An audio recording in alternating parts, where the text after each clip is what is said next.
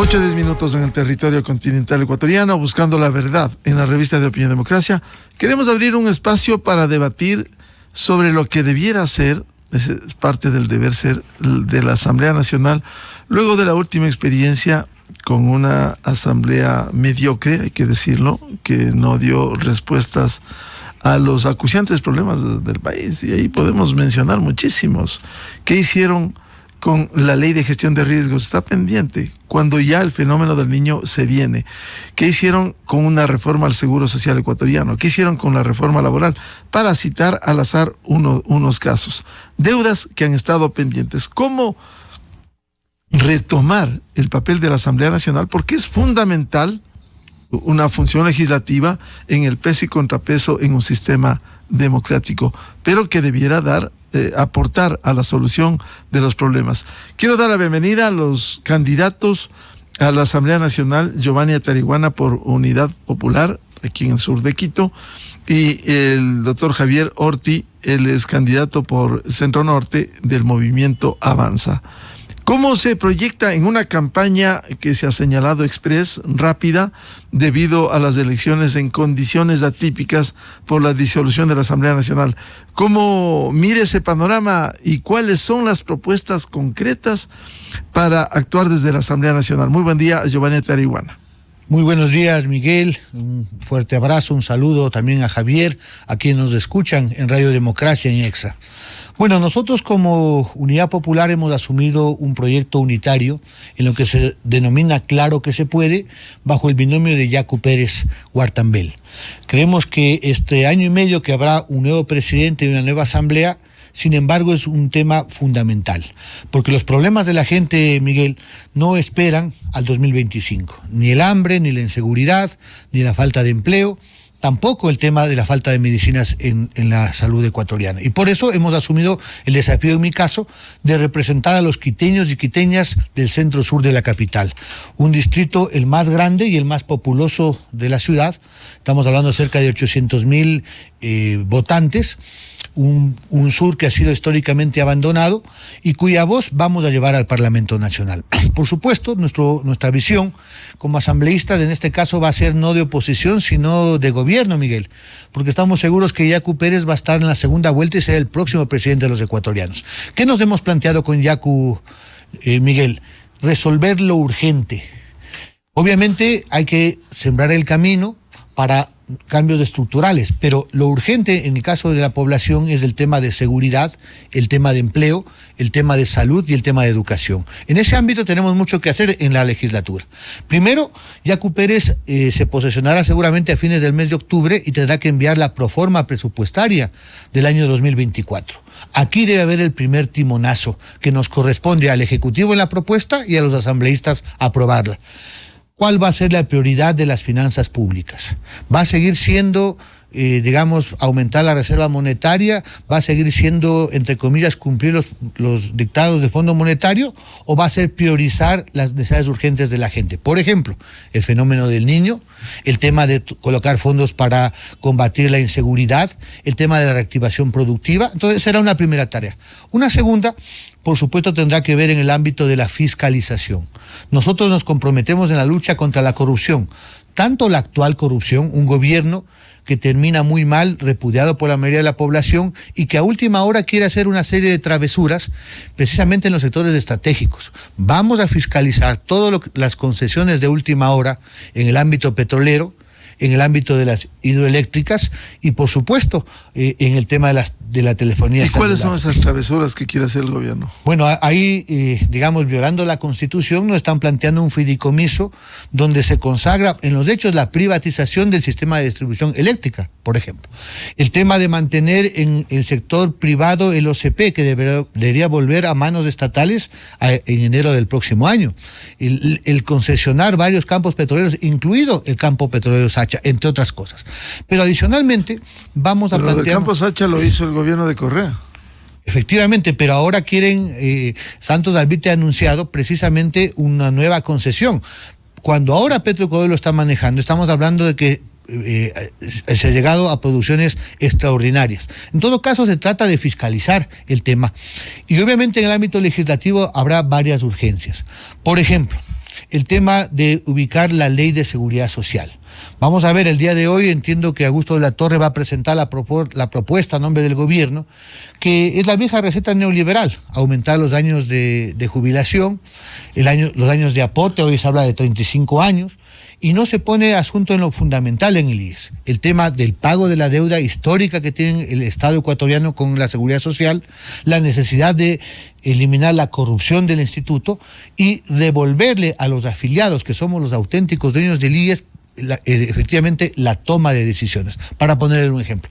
Por supuesto, habrá que una legislación de carácter social, reformas a la Ley Orgánica de Educación Intercultural, a la LOES, también de educación superior. En el sur de Quito, por ejemplo, hay mucha desazón en los padres de familia porque sus hijos o no tienen trabajo o no tienen cupo a la universidad. La central está ofreciendo cada año apenas 6.000 cupos cuando hay 50.000 postulantes. Eso debe cambiar, vía presupuesto y vía reformas a la LOES, para que se amplíen sostenidamente en distintos campos del conocimiento los cupos. Pero también hay un proyecto académico sustentable que nos plantea la creación de una nueva universidad pública en el sur de la capital. Para poner algunos ejemplos, mi estimado Miguel, y algo que es fundamental, porque la juventud, en medio de esta crisis de desempleo, de inseguridad, de pandemia, está teniendo problemas en la salud mental. El presidente de la República acaba de vetar de forma realmente inexplicable una ley de salud mental. Pero la propia ley de educación intercultural nos plantea que por cada 400 estudiantes debería haber un psicólogo en el sistema educativo. Eso no se está cumpliendo. Tenemos que fiscalizarlo. Quito tiene, Miguel, una tasa de suicidio juvenil muy alta, y eso nos preocupa y nos duele a los padres de familia. Entonces, la legislatura en este y otros casos tiene mucho trabajo que hacer. Si la anterior asamblea era de corruptos, tenemos que llevar gente honesta para que no se vendan al mejor postor. Si la anterior asamblea era de mediocres y de vagos que no llevaban un solo proyecto de ley, vamos ahora con gente trabajadora. En ese caso, quienes representamos a la lista 2, que vamos en listas unificadas con el Partido Socialista y Democracia Sí en todo el Ecuador, obviamente hemos escogido mujeres y hombres cuya trayectoria, cuya honestidad y cuyo compromiso con Yacu Pérez está presente. Vamos a profundizar eso, pero quisiera plantearle el cómo piensan financiar esos recursos. Si por un lado se cuestiona más endeudamiento, ¿cómo generar nuevos recursos para cumplir precisamente desde la Asamblea Nacional con la aprobación del presupuesto para el 2024? ¿Cómo generar? ¿De dónde van a salir esos recursos? A veces suena bien y está bien: combate a la corrupción, evitar los hechos en la contratación pública, suena bien, pero en la práctica aquí ha habido sentencias de ejecutoriadas. El señor Glass está libre y no ha devuelto nada. O sea, en la práctica, aterrizando, ¿cómo financiar esto si resulta difícil hacerlo, estos buenos postulados? Miguel, por supuesto que es difícil, y a veces nos dicen que no se puede cambiar el Ecuador. Nosotros decimos que claro que se puede. ¿Cuál es la diferencia? Que la honestidad va a llegar al poder. Porque cuando no se roba en la cosa pública, créame, Miguel, la plata avanza si está bien administrada. Solamente en estudios de la CEPAL nos hablan de 4.000 millones, cortito, es casi el 4% del PIB, se va en coimas, en sobornos, en corrupción en el sector público. Entonces, si va gente honesta, y Yacu es una muestra de aquello, transparente como el agua, tendremos en primer lugar un ahorro. Pero segundo, hay que poner mano firme en el servicio de rentas internas. Miguel, aquí y ahora hay 2.000 millones de dólares de deudas de los empresarios morosos en el sistema de rentas internas. Deudas en firme, no están en litigio, listas para cobrar. ¿A título de qué no han cobrado? 2.000 millones de dólares que bien pueden servir primero para crédito a los pequeños, medianos y microempresarios, a los artesanos, que pueden servir y van a ser indispensables para enfrentar el fenómeno del Niño, ¿no es cierto? Porque va a haber muchos destrozos. 2.000 millones de entrada. Pero si asumamos también la necesidad de una política pública de justicia tributaria, Miguel, hay 6.300 millones de dólares de subsidios, ya no a la gente, sino a los grandes empresarios, las famosas exoneraciones tributarias. ¿Por qué las grandes empresas tienen esos subsidios? Hay que hacer una revisión técnica, pues, ¿no es cierto? De esos 6.000 millones sí podemos recuperar una tercera parte, 2.000 millones más. Pero vamos a ubicar otros subsidios. Santos Albite, el ministro de Energía, tuvo que admitir en una entrevista la semana pasada que las empresas mineras y petroleras tienen un subsidio en el consumo de energía eléctrica que nos cuesta a todos los ecuatorianos de cerca de 150 millones de dólares. O sea, necesitamos ubicar. Claro, cuando se trata de las grandes empresas, los subsidios están bien y se llaman estímulos. No, aquí hay que poner la plata para las cosas urgentes de la población. Obviamente habrá que hacer una reforma tributaria, no para cargarse en los sectores medios y menos a los micro, medianos y empresarios que además establecen el 80% de la mano de obra, porque de ahí viene la mano de obra, sino a las grandes fortunas, a los millonarios, cosas que se están haciendo en otros países, Miguel, y que no son confiscatorios.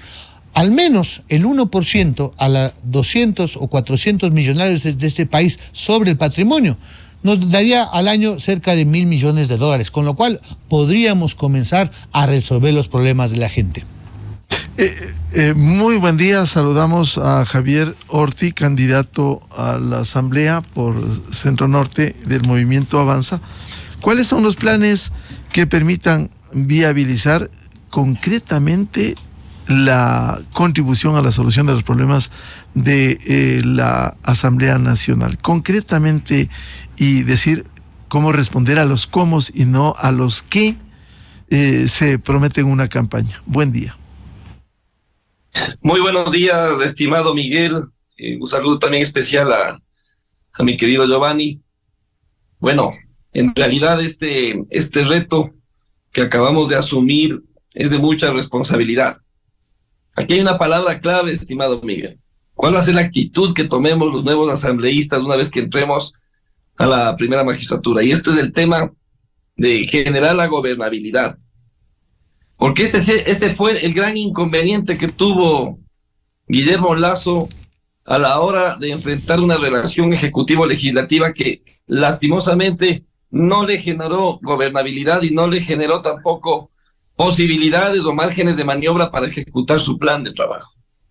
Estamos totalmente seguros que con la llegada de Otto Sonnenhösner a la presidencia de la República, junto a la alianza 823 del Partido Avanza y el Partido Suma, la alianza Actuemos, vamos a conformar un bloque legislativo, primero con la honradez, segundo con la transparencia y tercero, por supuesto, con la inteligencia emocional y la madurez política necesaria para generar gobernabilidad, extender siempre los puentes desde el día de hoy, y eso le invito totalmente a Giovanni a siempre estar conectados, siempre estar con el ánimo de incrementar los diálogos y así poder debatir las leyes que necesita el país lo más pronto posible.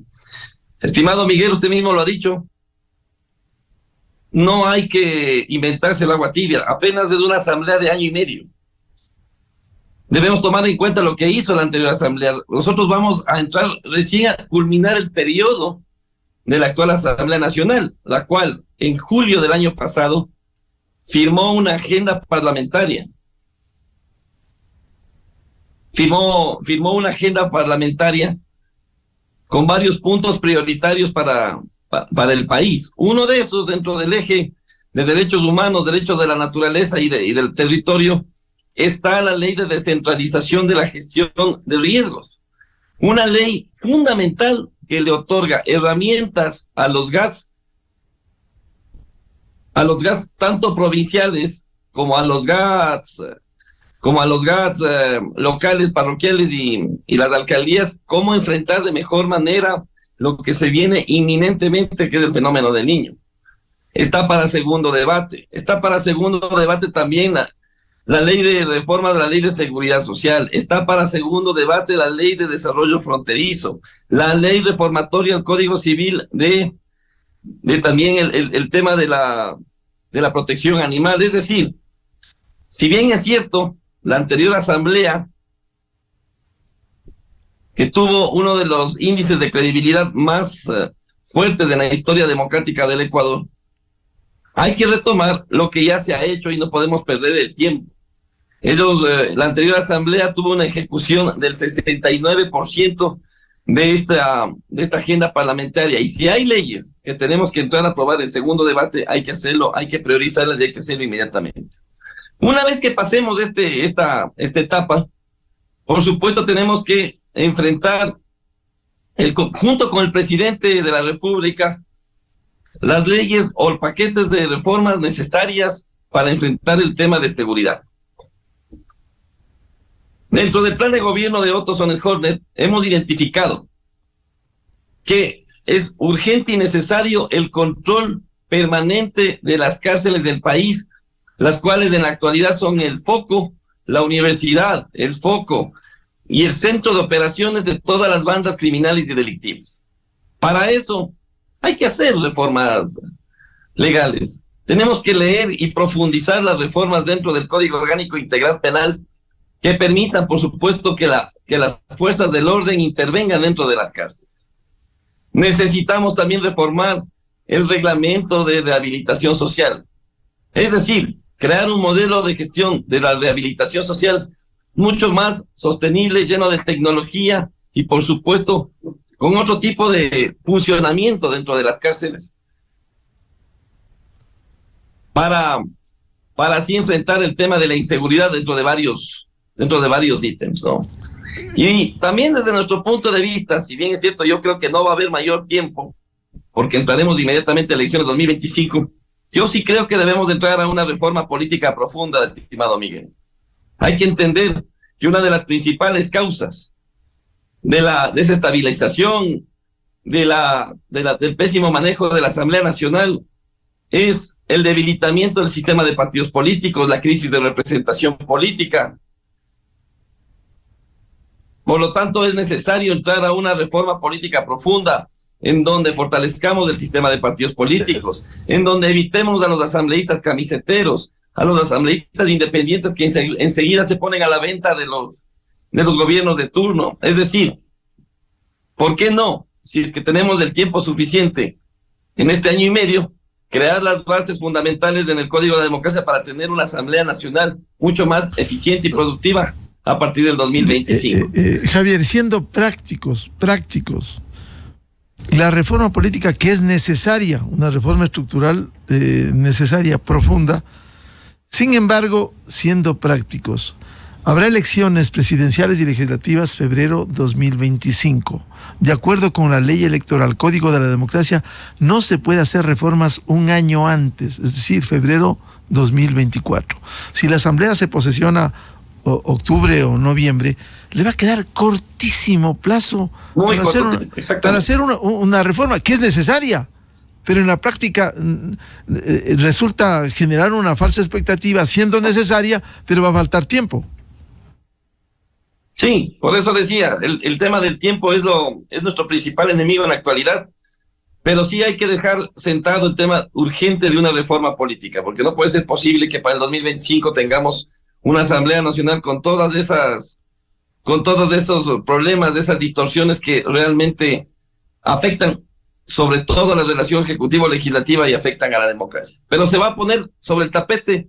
Yo invito a reflexionar sobre este punto, a ver si es que paralelamente trabajamos también esta reforma política única y exclusivamente si es que tenemos la voluntad política del resto de bloques, que yo noto que si bien es cierto, va a ser una asamblea atomizada, pero es una asamblea que dependerá mucho de la madurez política. Por ejemplo, nosotros estamos con el partido Suma, pero vamos a entrar a hacer un bloque conjunto como entramos, ¿no? Esperemos que el resto de alianzas, en el caso de Giovanni, que es Unidad Popular, Socialistas de Democracia, sí, mantengan ese bloque unido, ¿no?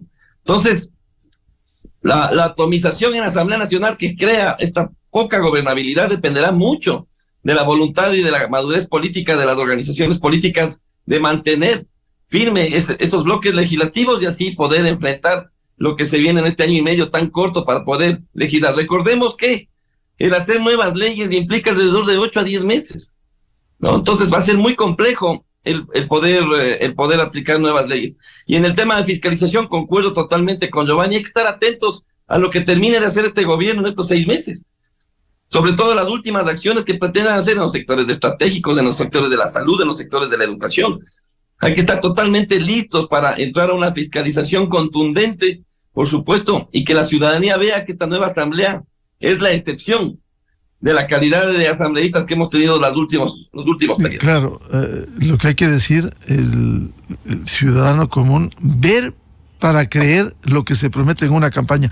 Vuelvo con Giovanni Atariguana. Se ha hablado aquí de las alianzas, decía Javier Orti, candidato por el Movimiento Avanza. Ojalá se mantengan las alianzas. En el caso de Yacu Pérez y Nori Pineda, el binomio presidencial, vicepresidencial que respaldan, está la alianza. Claro que se puede, Unidad Popular, Partido Socialista Ecuatoriano y Democracia sí.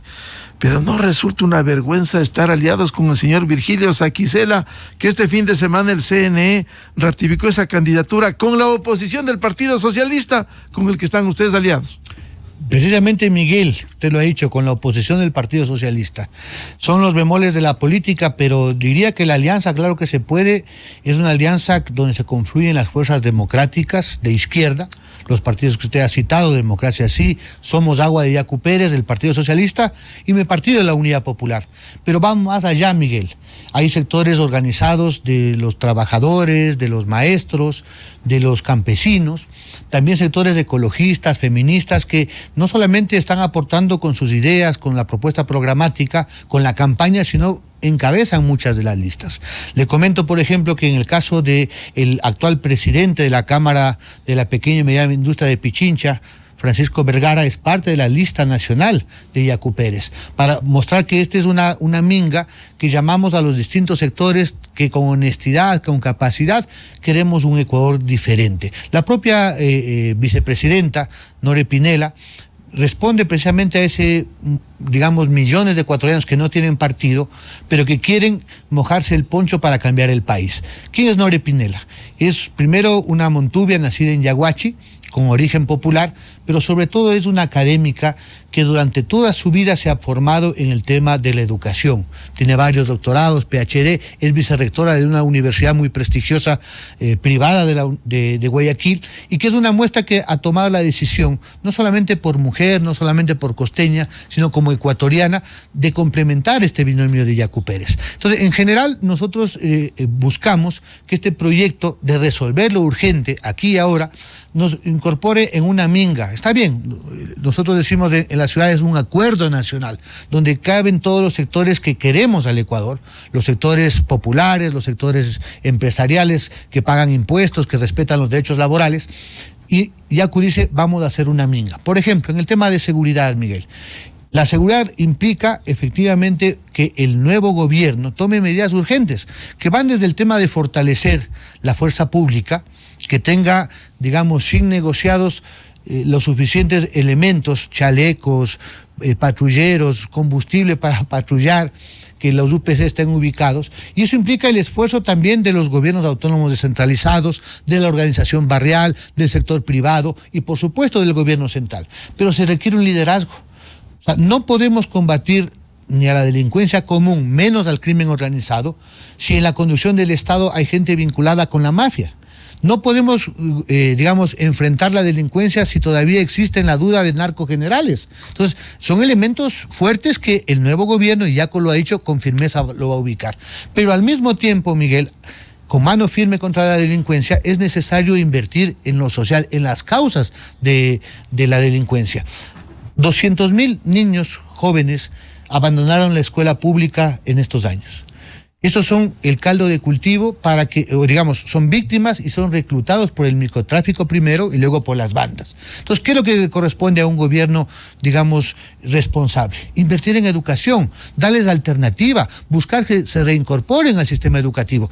Y significa también generar fuentes de trabajo para que los jóvenes, obviamente, puedan tener alternativas. Si no pueden ir a la universidad, si no pueden ir a un instituto, que tengan la posibilidad de emprender. ¿Qué hemos planteado con Yacu Pérez? Por ejemplo, de esos 2,000 millones que hay que cobrar a los morosos, no estoy hablando todavía de los evasores, a los morosos, al menos 600, 700 millones deben darse en créditos para los emprendimientos, poniendo énfasis en dos sectores, la juventud, ¿no es cierto?, y las mujeres cabezas de hogar. Miguel, existen 800,000 hogares, familias que están con mujeres solteras que son cabezas de hogar, que necesitan todo el apoyo de un gobierno efectivamente. Obviamente nosotros nos planteamos en la Asamblea vamos a posicionarnos, me parece, prácticamente 2 meses antes o 1 mes y medio antes que el presidente. Según la ley, la Asamblea entrará en vigencia 15 días después de proclamados los resultados de la primera vuelta. Para el 15 de septiembre, la Asamblea inmediatamente tendrá que comenzar a tomar cuentas y fiscalización. Estamos muy preocupados. Viene el fenómeno del Niño, con todo lo que se anuncia, y creo que estamos en las peores manos posibles, por la visión, por la incapacidad, bueno, por la pero indolencia. hay un plan, que el gobierno, con los muchos errores que ha cometido, que no sabe informar bien, hemos visto el plan, y hay el aval internacional. Ahí tenemos que ver, Miguel, efectivamente, que ese plan pase del papel a la realidad. Claro, es porque uno de los problemas. El gobierno nos ha prometido en un montón de ámbitos, un montón de planes, y no se ha cumplido absoluto. Entonces, el papel de la Asamblea también va a ser montarnos para fiscalizar que los organismos, porque el fenómeno del Niño se desata en el mes de septiembre. Entonces, ahí no podemos, sino, no sería bueno que lamentemos pérdidas humanas por incapacidad o por falta de planificación y de ejecución. Ahora, usted dijo en su primera intervención, se fue una asamblea de vagos y de corruptos, y resulta que parte de esos vagos y corruptos están juntos. Virgilio Saquicela, del Partido de la Alianza. Juntos. No, ni Bruno juntos, Segovia. Bruno Segovia Parte de esa asamblea de vagos y corruptos. Sí, pero es que entre los 137 asambleístas, por supuesto que ha habido excepciones. Bruno Segovia ha sido un legislador que ha sabido cumplir con su pueblo. Por eso es que hoy encabeza la lista nacional. Ahí no le pueden acusar de corrupto, de vago o de haberse vendido para defender a Guillermo Lasso o para el correísmo. Por usted señaló vagos y corruptos. Buena parte de ellos. Ahora, Bruno Segovia, ¿cómo contribuyó desde la Comisión de Fiscalización? Por supuesto, mientras algunos que hacían fiscalización a la carta, que terminaron defendiendo al banquero hasta el último, Bruno Segovia no tuvo problema en plantear los puntos sobre las IES. Y vamos a ver, el veredicto lo va a dar el pueblo ecuatoriano, porque así como la población sintió un alivio que se fue a esta asamblea, al mismo tiempo la muerte cruzada ha significado que un gobierno indolente, incapaz y corrupto como el de Guillermo Lasso, finalmente, Miguel, va a ir al basurero de la historia, porque esas son las realidades. Nosotros combatimos a los corruptos de hoy y los del pasado. Usted nos conoce cómo enfrentamos en las peores condiciones, perseguidos, encarcelados. Tuvimos 20 sentenciados por sabotaje y terrorismo defendiendo al pueblo y sus libertades en el correísmo. Y no nos vamos a caso de los chicos del Central Técnico. Del Central Técnico, los de Luncoto, Mary Zamora en general. Es decir, no hemos dudado en defender los derechos y libertades. No, por eso es que la propuesta de Yacu Pérez es del cambio. La única opción para derrotar al pasado, al correísmo corrupto y autoritario, es Yacu Pérez, porque es la opción. Como dice Yacu, ni lazos ni correas. Obviamente se trata de una opción que ahora es el pueblo el que puede gobernar. Claro, decía, y Virgilio Saquicela, de esa asamblea de corruptos y vagos que usted decía, y está por el Partido Socialista, parte de la alianza. Bueno, el Partido Socialista ha sido absolutamente claro, es más, impugnó tanto... Impugnó lo que le escribieron. El Partido Socialista le inscribe y después impugnan. Bueno, ellos. pues son problemas internos del partido. El candidato, ¿Pero qué piensa de Saquicela usted? Obviamente representa a esa asamblea repudiada por el pueblo. Nuestro candidato en Cañar es Diego Ormaza, que representa a las listas 2 y a la alianza de Yacu Pérez. Es absolutamente claro. Con el señor Saquicela... ¿Va a enfrentar a Saquicela ahí? Por supuesto, y le vamos a ganar. Con Diego Ormaza, que es el candidato claro que se puede en la provincia. Con Yacu Pérez. Con Yacu Pérez. Yacu Pérez no recibe el apoyo ni va a hacer campaña por Saquicela. Eso está absolutamente claro. Volvamos con Javier Orti. Dentro de esos planes que usted decía que piensa implementar, enfrentar, cambiar el tema de las cárceles con Otto Sonnenhosner, pero también hay leyes que deberán ser tramitadas. ¿Cómo concretar, más allá del anuncio, qué van a hacer, sino cómo concretamente ustedes piensan implementar esas leyes de esa enorme deuda que dejara esa Asamblea Nacional vergonzosa? Hay que citar, Miguel, la ley orgánica de descentralización de gestión de riesgos. Se viene un fenómeno del Niño implacable. Ya hace varias semanas nos dio un aviso lo ocurrido en Esmeraldas. Y ahí es cuando se mide la capacidad de reacción de los ejecutivos, tanto a índole nacional como a índole local. pero mal le podemos exigir a los gobiernos autónomos descentralizados tener una capacidad tanto de prevención como de acción a un fenómeno natural cuando no tienen los recursos necesarios y los procesos de contratación pública son extremadamente largos, ¿no? Miren la cantidad de medidas que se tiene que implementar de prevención cuando sabemos que en septiembre se viene un fenómeno del Niño. Por eso para nosotros, si bien es cierto, y ahí le doy la razón a Giovanni, vamos a subir una asamblea un poco antes. La primera ley que tenemos que aprobar en segundo debate de esta ley orgánica de descentralización de gestión de riesgos, ¿sí? Hay que dotarles a los gobiernos autónomos descentralizados de herramientas necesarias para que puedan prevenir, aunque ya sabemos que la prevención no se lo puede hacer un mes antes o días antes, pero necesitamos obra pública para tratar de aplacar un poco lo que sería el desbordamiento de los ríos, las grandes inundaciones, es decir, todo aquello que definitivamente no beneficia a la gente más pobre de las ciudades y de las provincias, ¿no? Hay un 69% de ejecución de esta agenda parlamentaria firmada por el nefasto expresidente de la Asamblea Nacional. Pero para eso estamos. Yo creo que tenemos que entrar con una actitud propositiva, pero sobre todo una actitud práctica a esta nueva Asamblea Nacional, estimado Miguel. Identificar estas leyes que ya están en segundo debate, tratar de irlas aprobando, tratar de generarle al país esta producción legislativa que tanto la demanda, esta gobernabilidad que necesita en este año y medio, en este caso el presidente Otto Sonnenholzer, que estamos seguros que es el que va a pasar a la segunda vuelta, y recibiremos el apoyo fundamental de todos quienes no somos parte de esa polarización y sobre todo de ese correísmo que lastimosamente nunca estuvo a la altura de las circunstancias dentro de la política pública nacional. Yo creo que nosotros representamos, Miguel, esa tercera vía, ese centro político de sensatez y madurez que necesita el país, ¿no? 3 de cada 10 ecuatorianos están en el correísmo.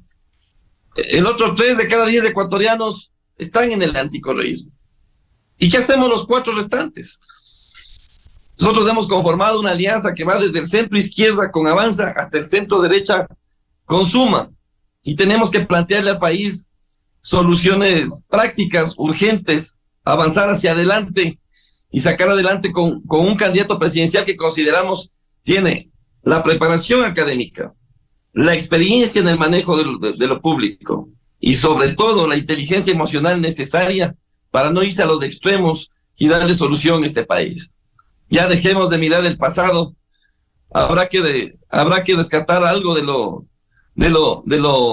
lo que dejó esta Asamblea Nacional totalmente nefasta y vamos a enfrentar esta situación con un proyecto político sensato, maduro, que por supuesto tenga la capacidad de conversación con todos los sectores políticos y le generemos estabilidad tanto económica como política a este país para después de enfrentar el 2025 y seguir por supuesto con el proyecto político.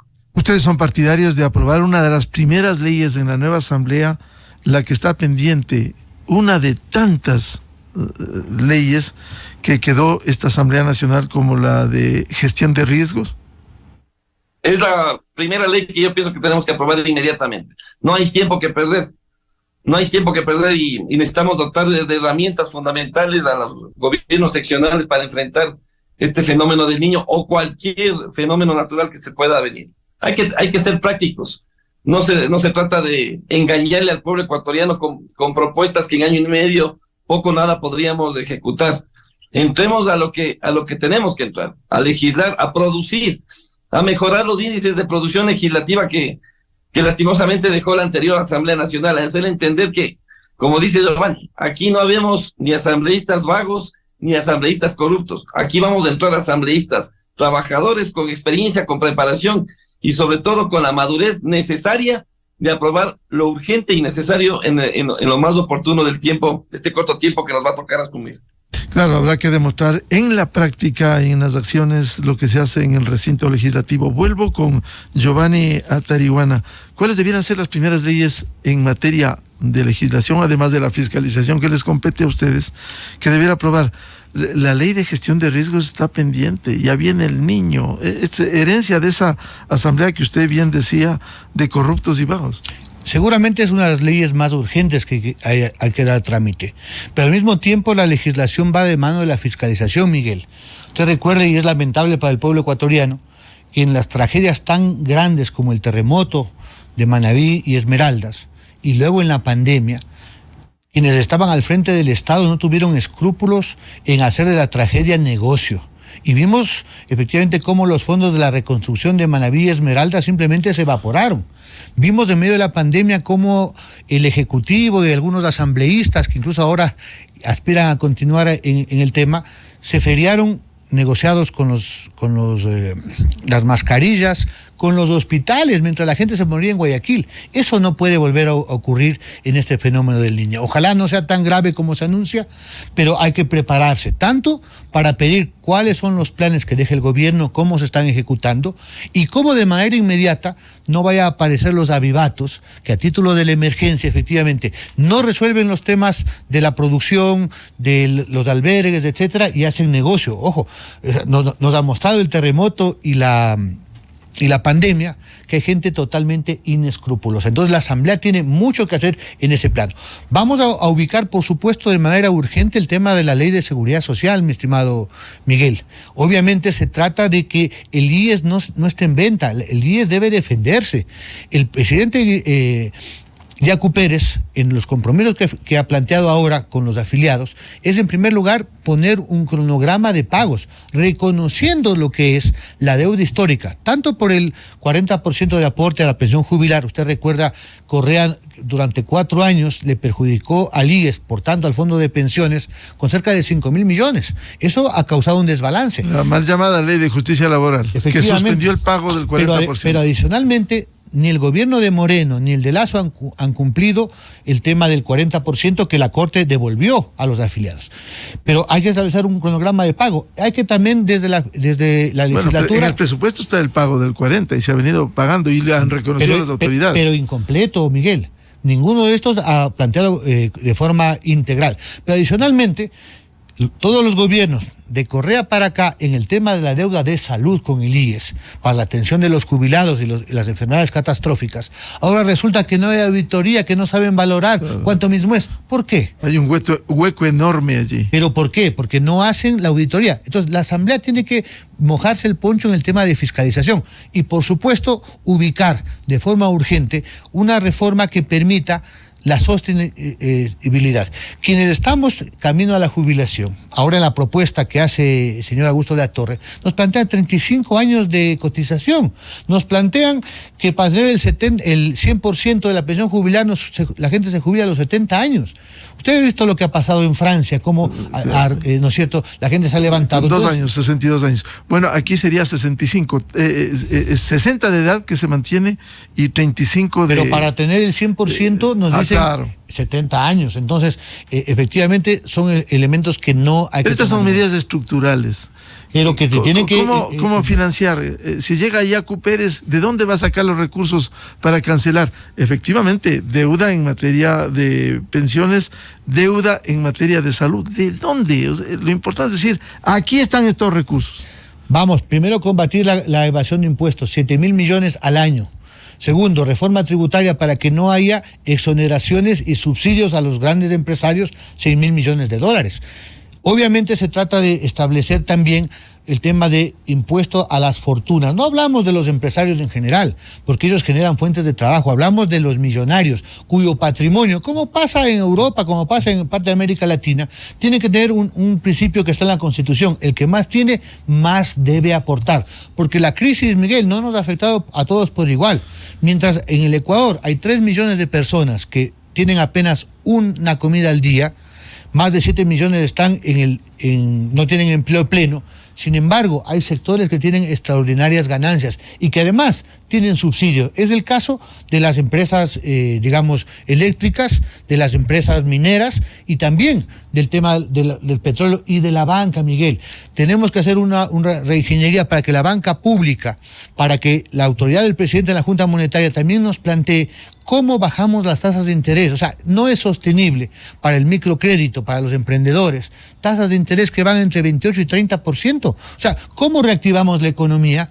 ¿Cómo hacemos que se active el empleo, el consumo? Si tenemos... Ahora el ministro Arosemena dice que deja el país con la economía prendida a los motores. No sé en qué país vive el señor Arosemena, pero es evidente que ni la industria manufacturera, ni el comercio, ni la capacidad adquisitiva de la población está en buenas condiciones. Más bien, necesitamos medidas urgentes y que hay que empezar el año 2024. Por ejemplo, habría que estudiar, estamos con varios economistas, Marco Flores, otros, la posibilidad de ubicar, el devolver a la población a través de la rebaja del IVA, ¿no es cierto?, del 12 al 10%, incentivar el consumo para que se reactive la economía, Miguel. Son medidas que el nuevo gobierno, atendiendo lo urgente, tiene que hacer sí o sí. Ahora, incentivar el consumo bajando el IVA, pero hay que darle recursos. Y aquí se han robado. Hay casos, usted citó el tema del terremoto de abril del 2016 en Manabí. Recién se va a instalar en 8 días el juicio penal. Si nos hubiera gustado a ustedes en las calles, respaldando, por ejemplo, a la fiscal para perseguir a estos corruptos que se han robado y que no han devuelto. Miguel, ¿por qué no se les ve a ustedes respaldando esa tarea? Miguel, revise mis redes, yo he apoyado toda lucha contra la corrupción y a Glass lo enfrentamos cuando ejercía el poder, Miguel. O sea, nosotros no es que ahora cuando ya están, digamos, en Bélgica, cuando están ya sin poder, no. Cuando Rafael Correa tenía todos los poderes y al que chistaba lo mandaba preso, lo acusaba de terrorista, nosotros salíamos a las calles. Por supuesto, tenemos absolutamente claro que el correísmo quiere comerse, como dice el pueblo, a la fiscal, porque sabe que hay temas pendientes. Por supuesto, por eso es que ante el fracaso de Lasso, que todo el pueblo lo repudia, el tema no es volver a mirar atrás a un pasado de autoritarismo y corrupción. Por eso es que surge esta alternativa del pueblo, sin Lasso ni Correa. Por eso es que nosotros con Yacu Pérez, por su perfil, Yacu no habla del pueblo, Yacu es del pueblo. A Yacu no le contaron de la pobreza, Yacu vivió la pobreza. A Yacu, digamos, no le contaron que hubo persecución. A Yacu lo persiguieron como presidente de la Ecuarunari, así como a Mary Zamora, varios de nosotros nos enjuiciaron. Es la parte de los 800 criminalizados por Rafael Correa. No se trata de venganza, se trata de poner las cosas en su lugar. Y por supuesto, vemos que esa es la alternativa. Porque además, Miguel, Yacu representa lo nuevo. Yacu será el primer presidente de la gente. Todos los otros 7 binomios ya gobernaron de una u otra forma. Si no estuvieron en el gobierno de Correa, estuvieron con Moreno o estuvieron con Lasso. Entonces ellos ya no tienen nada nuevo que ofrecernos. Es más, son en buena parte responsables de la debacle que vive el Ecuador. Nosotros decimos que se puede cambiar las cosas. Algunos dicen, no se puede, los corruptos. No, claro que se puede. Con Yacu Pérez presidente lo haremos en este año. ¿Qué piensan ustedes en la alianza con la dolarización? ¿Fortalecerla? Porque déjeme decirle, voy a leer un post de La Data S que dice urgente, con ellos trabajaría Yacu Pérez.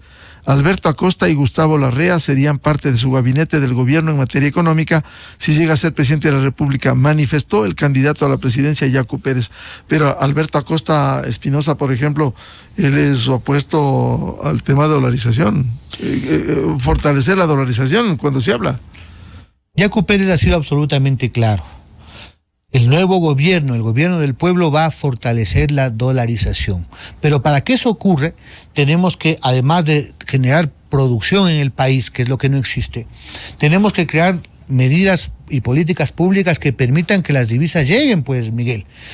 ¿Cómo no vamos a combatir que los grandes empresarios, la banca, el actual presidente tenga sus fortunas que las sacan en el país, fruto del trabajo del pueblo, las llevan a los paraísos fiscales?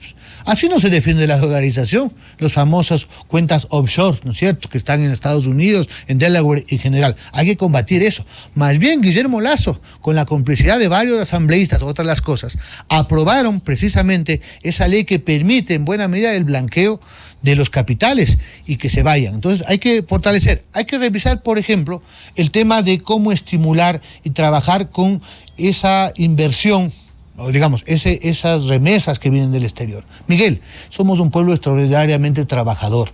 En los 2 últimos años, 2021 y 22, los migrantes, nuestros compatriotas, hermanos que están en Estados Unidos, en Europa, enviaron el equivalente a $9,000 millones. Porque esa gente trabaja y nos envía las divisas. En buena medida, las cosas no están peor porque esa clase trabajadora ecuatoriana nos envía esas remesas. ¿Cuál es un problema? Y debe ser política pública. ¿Cómo hacemos que ese importante flujo no solamente vaya al consumo, sino vaya a inversión, a generar nuevos puestos de trabajo, haya emprendimiento? Hay una labor que debería haber una alianza entre el Estado, cooperativas, para que esos migrantes que se saquen el aire y que ahorran y envían a sus familiares, parte de eso, no hablemos de los 4.700 millones del último año, un 10%, un 20% vaya a emprendimientos y a inversiones, mucho más de la famosa inversión extranjera directa, es lo que los ecuatorianos nos mandan del exterior. Alternativas existen, el tema es que quienes sí han destrozado la economía del año 98 para acá, que de paso son los mismos economistas, Augusto de la Torre es una muestra. O sea, quienes quebraron el país en los 90 son los que han asesorado económicamente a Moreno y a Lasso. O sea, ahí están los señores Dajiga, etcétera, que tienen una visión de la famosa austeridad. Como dicen que no hay plata, entonces educación, no importa que no haya cupos. Salud, no importa que no haya medicina, no haya médicos. El problema es de generar recursos. ¿Cómo vea la demagogia? Atender en el seguro social a los menores de 18 años. Muy loable lo que se hizo en los 10 años de ese gobierno. Y no hay financiamiento. Pero es que una cosa es el discurso y otra es la realidad. ¿Cómo financiar eso? Ahí está el IES, de mal en peor. Y precisamente, el tema es que una cosa es el discurso, lo que dicen austeridad, sin embargo les perdonan. Hubo 2 remisiones, remisiones de deudores con el SRI. Lo hizo Correa, lo hizo Moreno y lo hizo Lasso. Miles de millones. A un profesional, a un pequeño empresario, no le perdonan un día en el SRI. Y son muy eficientes para clausurarlo. Sin embargo, a los grandes peces gordos de este país, a los que evaden, a los que litigan, a los que eluden sus obligaciones, sin embargo, no hay fuerza material. Eso es un cambio fundamental. El Servicio de Rentas Internas, Miguel, responde a la Presidencia de la República. ¿Cuál es la diferencia? Que Yacu Pérez no llega con las manos atadas ni de la banca ni de los morosos de los impuestos. Entonces vamos a cobrarles. Porque aquí sí hay... Y cuando hay voluntad política, cuando no hay corrupción, la plata avanza. Vuelvo con Javier Orti del Movimiento Avanza. ¿Qué piensa y cómo fortalecer la dolarización desde la Asamblea Nacional? A la dolarización no hay que toparla. El manejo de la economía del Ecuador, Miguel y Giovanni, es un manejo circular. Una de las principales males que tiene la economía del Ecuador es que no tiene la suficiente liquidez, desde el más bajo emprendedor hasta medianos y pequeños emprendedores. Alrededor del 47% de los ciudadanos estamos, y me incluyo, en la central de riesgos. ¿Qué hacemos con eso? ¿Cómo obtenemos la liquidez necesaria? Primero, para pagar nuestros impuestos. El tema de la yo estoy totalmente de acuerdo con que hay que mejorar, hay que establecer un modelo de gestión, y eso hay que fortalecerlo desde la Asamblea también en el tema de la recaudación. Pero ¿de qué recaudación vamos a hablar si no existe circulante? ¿Sí? ¿De qué recaudación vamos a hablar más allá de irles a cobrar a los que más producen? Si no existe el circulante, y ese circulante no permite el consumo, ¿no es cierto? Ahí lo importante del fortalecimiento o la contribución que tiene que hacer la banca pública, porque mal haríamos nosotros los candidatos a la asamblea en ofrecer lo que no podemos cumplir. No, el tema de intervenir la banca privada, eso es un tema totalmente imposible porque es privado. Ellos manejan a través de sus agencias, manejan su sistema financiero como lo tienen que hacer, pues. Pero sin embargo, la banca pública, ¿en qué ha contribuido durante los últimos gobiernos? ¿No? La banca pública tiene que dotarle al ciudadano de la liquidez necesaria. ¿Por qué no ofrecer un paquete de reformas en donde la banca pública pueda, por ejemplo, financiar el hecho de que los ciudadanos salgan de una central de riesgos, ¿no? Entonces tenemos que establecer políticas públicas que mejoren no solo la recaudación, sino mejoren el circulante dentro de la economía del país, ¿no? ¿Cómo es posible que estemos incentivando el emprendimiento cuando las herramientas de crédito para el emprendedor son extremadamente caras, o lo que son extremadamente riesgosas? Todos sabemos que esto es un tema de lógica, a más riesgo, más interés. Entonces, el sector productivo tiene que ser uno de los elementos fundamentales para enfrentar el crecimiento económico de cualquier país. Y en eso, Otto Sonnenhösner, alguien que ha sido parte, por supuesto, de los emprendedores que tienen su experiencia en el ámbito privado, sabe perfectamente lo que se necesita y lo que se tiene que hacer. Pero vuelvo, insisto, hay que llegar a establecer cuál es realmente la función de la banca pública a la hora de dotarle al pueblo ecuatoriano circulante, liquidez, ¿no? ¿Cómo también vamos a enfrentar el tema de la morosidad de quienes ya se beneficiaron de los créditos de la banca pública? Hemos visto un sinnúmero de créditos ya prácticamente irrecuperables por parte de la Corporación Financiera Nacional. ¿Qué vamos a hacer ahí? ¿Vamos a cobrar o vamos a dar facilidades para que aquellos morosos puedan ir respondiendo ante lo que necesita el Ecuador? Entonces, aquí hay que entender que la economía ecuatoriana depende mucho de la circulación y depende mucho del consumo. Mal haríamos en recaudar de mejor manera si no tenemos el circulante necesario, Miguel. Entonces, solo así, mejorando el tema de la recaudación, creando condiciones necesarias desde la Asamblea para mejorar la productividad, creando incentivos tributarios necesarios para los nuevos emprendedores, ¿no es cierto? Dándoles un buen tiempo de gracia para que puedan emprender y no inmediatamente abren un negocio y al mes les comenzamos a cobrar impuestos y demás.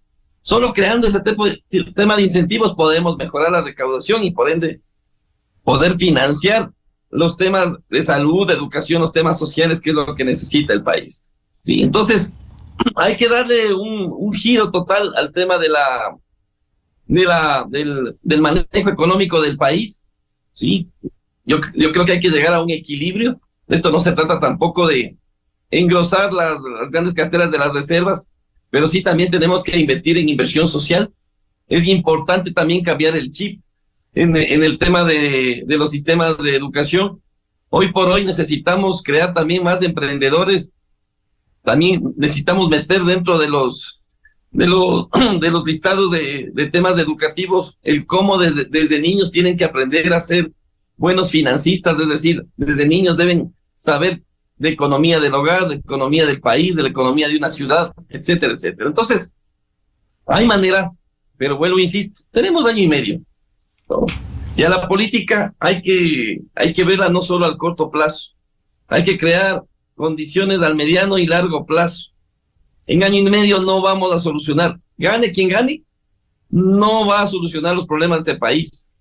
En año y medio recién tenemos que asentar las bases necesarias para lo que hay que construir en el 2025. Así de simple, porque este es un gobierno y una asamblea de transición. O sea, hay que ser puntuales, extremadamente puntuales en lo que vamos a ofrecer, en lo que vamos a trabajar, en lo que vamos a fiscalizar e inmediatamente construir los proyectos de mediano plazo que serán entre el 2025 y 2029. Pero en año y medio, Miguel y Giovanni, Tendremos que tener un orden de prelación de necesidades, de demandas ciudadanas para darle respuesta al país. ¿Por qué? Si los que entramos a la Asamblea en este año y medio va a ser o debut y despedida, o realmente el pueblo sabrá valorar cómo de manera profesional y honesta entramos a una Asamblea de transición que heredó los grandes problemas de una Asamblea totalmente desacreditada, la cual fue la última Asamblea Nacional. Así que a ponerle mayor énfasis en eso, ser más puntuales, más concretos y por supuesto, como dice Miguel, del hecho a la práctica.